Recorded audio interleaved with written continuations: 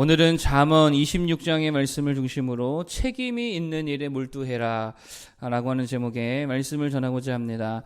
이렇게 미련한 자에 대한 이야기가 많이 나오죠. 그래서 미련한 자의 특징 3가지 정도를 말씀드리기를 원합니다. 첫 번째로 미련한 자는 자기 행동을 수정하지 않더라 라고 하는 것입니다. 11절 한번 볼까요?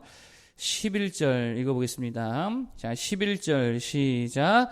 개가 그 토한 것을 도로 먹는 것 같이 미련한 자는 그 미련한 것을 거듭 행하느니라. 아멘. 자, 여기서 말하는 게 뭡니까? 미련한 자는 자기 행동 절대로 바꾸지 않더라는 것이죠. 뭐 어떻게 보면 되게 고집스럽다라고 볼 수도 있고 게으르다 이렇게도 볼 수 있는 것 같습니다. 미련한 행동을 하고 있음에도 불구하고 그거를 계속해서 반복적으로 하고 있다라는 것입니다. 그게 미련한 자의 모습이다라고 하는 것이죠. 여러분, 사람이 살다 보면 실수는 누구나 다 할 수 있습니다. 문제는 실수와 잘못에 대해 빠르게 인정하고 그것을 수정하면 된다라고 하는 것이죠. 자, 그런데 미련한 자들은 자신의 실수와 잘못을 인정하려 하지 않더라라고 하는 거예요.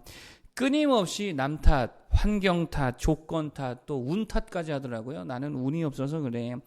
그러면서 자기 합리화를 끊임없이 하고 있다는 거예요. 그래서 바꾸고 수정해야 될 되게 안 좋은 행동들과 습관들을 전혀 고치지 않더라라고 하는 것이죠. 그러니 이게 미련함이다라고 성경은 말하고 있다는 거예요. 그럼 반대로 지혜는 뭐냐? 지혜는요, 끊임없는 자기 반성을 통해서 행동의 변화와 수정을 가할 줄 아는 사람이 이게 지혜로운 사람이죠. 잘못된 행동이 있으면 빨리 고치면 되잖아요. 그게 지혜로운 모습이다라고 하는 거예요. 이것을 조금 더 종교적으로 표현하면 회개다 이렇게 말하죠. 회개하는 모습이 지혜로운 모습이다라고 하는 것입니다. 자기의 잘못을 인정하는 거죠. 그리고 행동을 바꾸는 거, 이게 지혜라는 거예요. 저렇게 TV를 이렇게 많이 보지는 않지만 종종 이렇게 백종원의 골목식당 이런 것들 이렇게 오다 가면 이렇게 차 안에서 볼 때가 있습니다. 근데 거기 보면은요, 거기 참 인생의 진리가 어느 정도 담겨 있다고 생각하는데 결국 성공하는 가게들의 특징이 뭐냐? 이게 전문가 백종원 씨죠. 그분의 조언을요, 이렇게 흡수를 해요. 잘 듣고 잘 경청하고 흡수해서 내 것으로 이렇게 만들어가지고 자신의 잘못을 이렇게 수정하고 변화시키면 잘 되는 것 같아요. 그런데 끝까지 이건 내 생각이 맞는 것 같은데 이러면서요 고집스럽게 고치지 않고 그냥 자기가 하던 방식 그대로 가는 분들은 이게 잘 성공하지 못하더라라고 하는 것입니다. 여러분, 우리에게는요 최고의 인생의 전문 상담가가 있습니까 없습니까? 있잖아요. 우리 주님이시죠. 말씀을 통해서 우리에게 최고의 전문 상담가가 되어주시더라라고 하는 것입니다. 그러면 날마다 말씀 앞에 자신을 비추어 말씀을 통해 자기 반성을 하여서 자기의 행동에 수정을 가하는 자가 되어야 될 줄 믿습니다. 날마다 회개하는 삶을 살아야 된다라고 하는 것이죠. 그게 진짜 지혜라는 거예요. 더 믿고 더 기도하고 더 하나님 의지하고 더 말씀으로 부르시는 그 삶을 향하여서 끊임없이 우리 자신을 변화시켜 나아갈 수 있는 모두가 되기를 바랍니다. 그러면 반드시 그에 합당한 보상과 영광을 얻게 되더라라고 하는 것이죠. 여러분, 종종 교회를 가리켜서 특별히 장로 교회는요, 이게 자부심이 있죠. 우리는 개혁 교회이다. 개혁된 교회이다. 무슨 말입니까? 끊임없이 개혁하는 공동체. 그게 주님의 몸된 교회라는 것이죠. 개혁이 뭐예요? 변화와 수정 아니겠습니까? 말씀을 근거로, 이게 가장 중요하겠죠. 말씀을 근거로, 말씀을 기초로 해서 날마다 우리 자신을 변화시키고 수정해 갈 수 있는 우리 모든 개혁자들 되기를 축복하겠습니다. 자, 두 번째로 말씀드릴 것은 미련한 자의 편에 서지 말아라 라고 하는 거예요. 자, 6절입니다. 한번 보겠습니다. 6절. 자, 6절 시작. 미련한 자 편에 기별하는 것은 자기의 발을 베어버림과 해를 받음과 같으니라. 아멘. 무슨 말입니까? 미련한 자 편에 서지 말아라. 뭐 그런 것이죠. 미련한 자의 편에 서면 함께 망한다라고 하는 것입니다. 그러니까 항상 지혜로운 자의 편에 설 수 있는 모두 되기를 바라겠습니다. 뭐 요즘 진영 논리 뭐 이런 얘기 미디어를 통해서 많이 보게 되어집니다. 진영 논리가 뭐죠? 진영 논리는 이런 거죠. 정의와 뭐 상식, 뭐 이런 것들 앞세우지 않고 그냥 자기 편이면 무조건 편드는 거, 이게 진영 논리잖아요. 성경은요 그런 거 하지 말라는 거예요.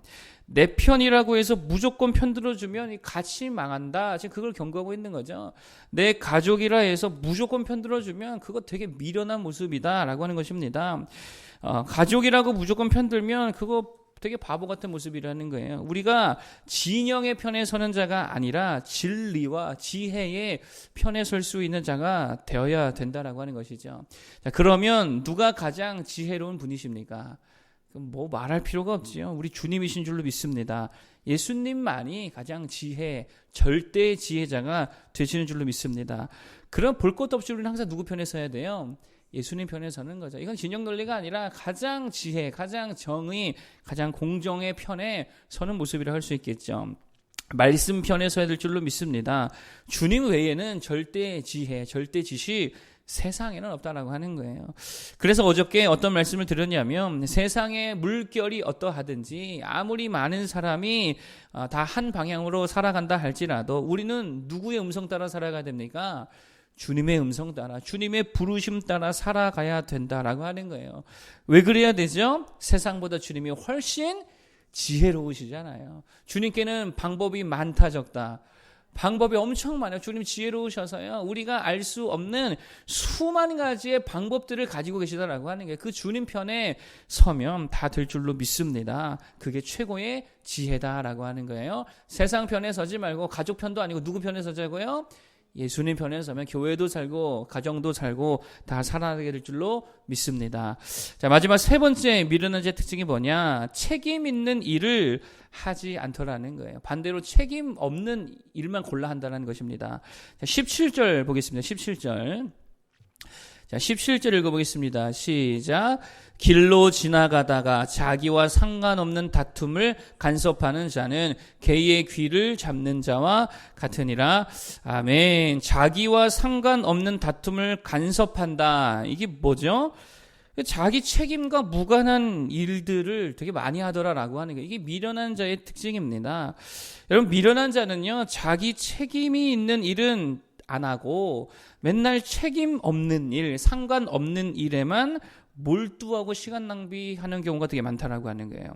그러면서 정작 자신이 책임져야 하고 정말 중요한 일들은 다 놓치고 있다라고. 이게 얼마나 미련한 모습입니까? 그러나 지혜로운 자들은 어떻죠? 항상 뭐가 우선이에요? 자신에게 책임지워진 일들이 우선이고요. 그 일에 몰두하게 되어 있다라고 하는 거예요. 그 외에 별 상관없는 일들은 별 관여를 하지 않더라라고 하는 것이죠. 그게 성경이 말하는 인생의 지혜라는 것입니다. 되게 쓸데없이 바쁜 사람들이 있지요. 가만 보면 별로 할 필요도 없는 일들, 자기 책임도 아닌 일들에 너무 많이 바쁜 모습들을 보이고 있다라고 하는 거예요. 미련한 모습이라는 거예요. 일단 책임 있는 일부터 하라라는 것입니다. 하나님 앞에 우리가 책임 있는 일들이 있잖아요. 하나님께서 맡겨주신 일들, 그것부터 해야 될 줄 믿습니다. 가족에 대해 책임 있는 일들이 있잖아요. 그것부터 해야지요. 그 책임 있는 일에 더 애쓰고 힘쓰고 몰두해야 될 줄로 믿습니다. 성경을 보면 그러한 책임 있는 일에 몰두한 사람이 있는 것 같습니다. 요셉이라는 사람이죠.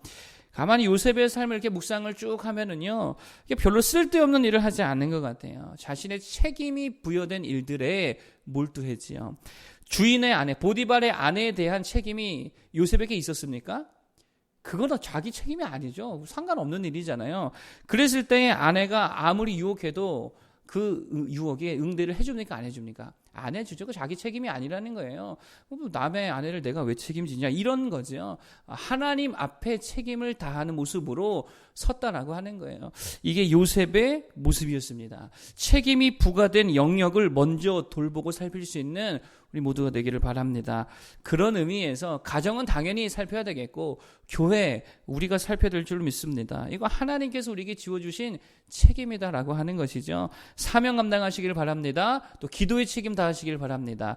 예배의 책임 하나님 앞에 잘 감당할 수 있는 우리 모두가 되기를 바라겠습니다. 오늘 세 가지를 말씀드렸어요. 첫 번째, 행동을 수정할 줄 아는 자가 되라 그랬죠. 고칠 줄 모르는 건 미련한 모습이다라 그랬어요. 두 번째, 미련한 자의 편에 서지 마라. 진영 논리 조심하라 그랬죠. 항상 지혜의 편에 서야 되는데 특별히 절대 지혜자 누구라 그랬습니까? 우리 주님이죠. 주님 편에 서는 모두 되길 바라겠고, 책임이 부여된 일들에 더욱더 먼저 몰두할 수 있는 정말 책임 있는 신앙인들 되기를 간절히 축복합니다. 기도하겠습니다.